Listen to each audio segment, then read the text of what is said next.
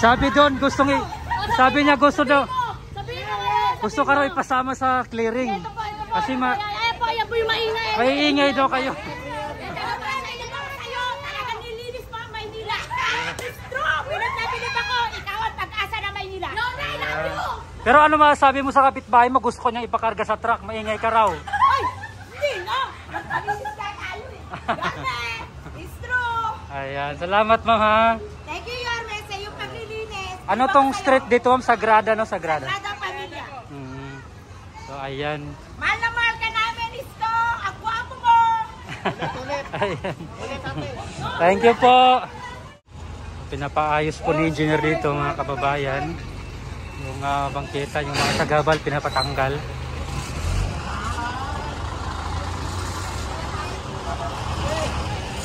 Hoy! Diyan! Hakutin mo na yan.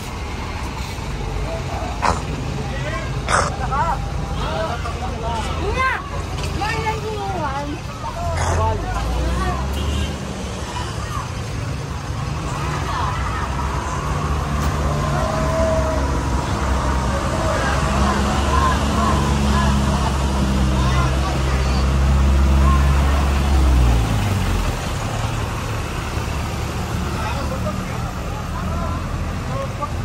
Nandiyan ka sa bangketa. Ang tao ay gustong dito na lang. Maraming salamat. Kanino ito? Meron tayong MMDA circular. Bawal tayo mag-sampay. Ha? Otherwise,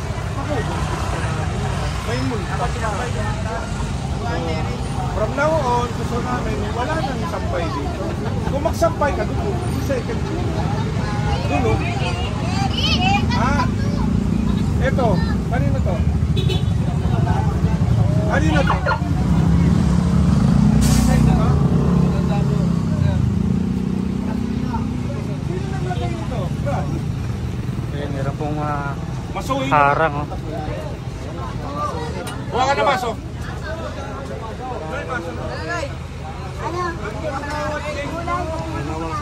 So sinarado po siya mga kababayan. Ginawang upuan siguro to. Ayan na. Pinamaso na. Wap.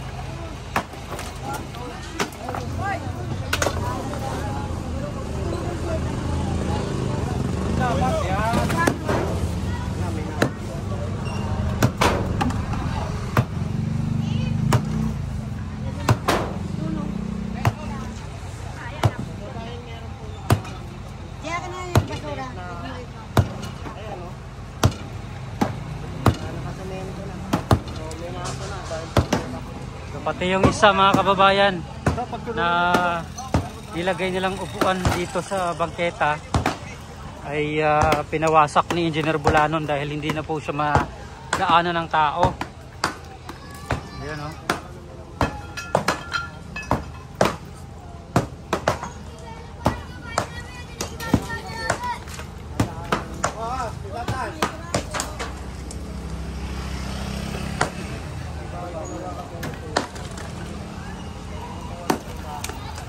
So dito po yan sa may Remondo Street mga kababayan, Barangay 7 na 72 Zone 84 District 5 Manila. Ayan.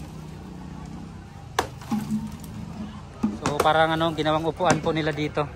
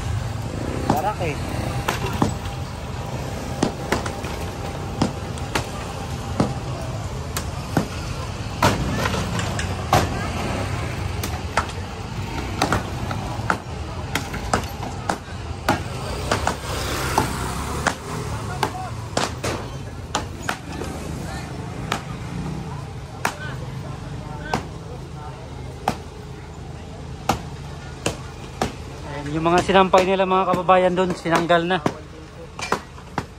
Kasi pinagbawalan na po silang magsampay dyan sa may bangketa. Sabi ni Engineer Bulanon, pwede silang magsampay doon sa second floor na hindi makahano sang tao, no? Hindi po makaharang ng tao.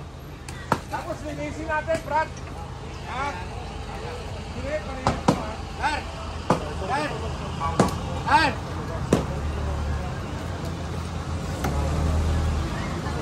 Alvin! Pre.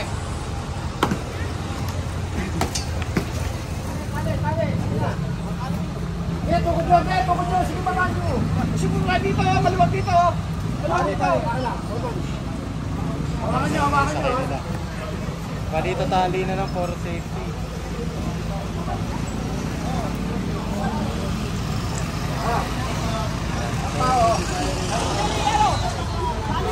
Yan, so silipin ulit natin dito mga kababayan sa mismong imbakan nila ng mga hospital bed. Grabe. Ayun, oh.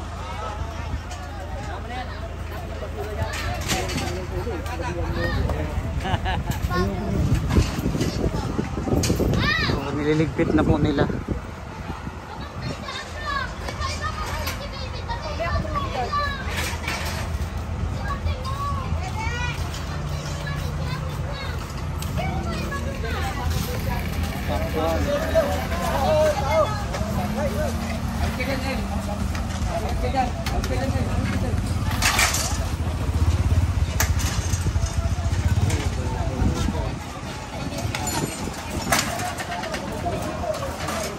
Takas ni ate, oh. Anong tawag yun? Kama. Kama. Kama ba yan?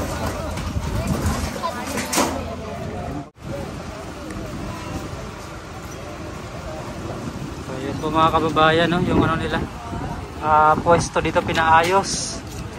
So ano lang po mga kababayan naman yung pagbisita dito ng engineering, nakikiusap po sila na linisin na lang yung lugar nila. Ayan na, at next week babalik ulit sila. Pag ganun pa rin mga kababayan ay kukunin na po nila yung ano dito. Kukunin na po nila dito yung mga nakaharang sa bangketa mga kababayan. Confiscated na po yung mga gamit nila ditong ano,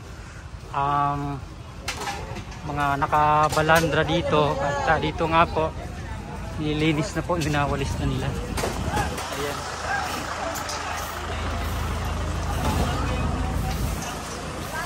Fit na po nila dito, no?